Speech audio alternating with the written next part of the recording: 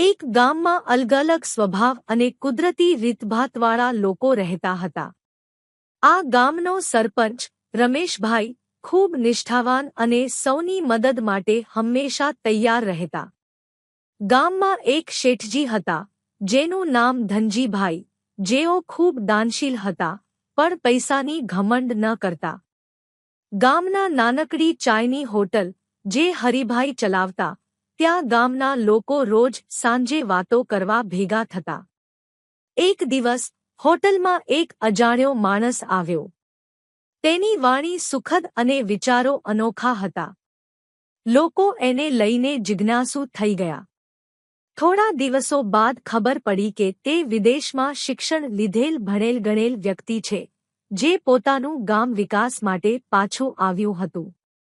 ગામમાં રમતગમત અને મેળાવડા માટે પણ પ્રચલિતતા હતી. દર વર્ષે હોળી પર આખું ગામ એક થઈ રંગોત્સવ માણતું. નાના મોટા સૌ ભૂલાવી મજા કરતા.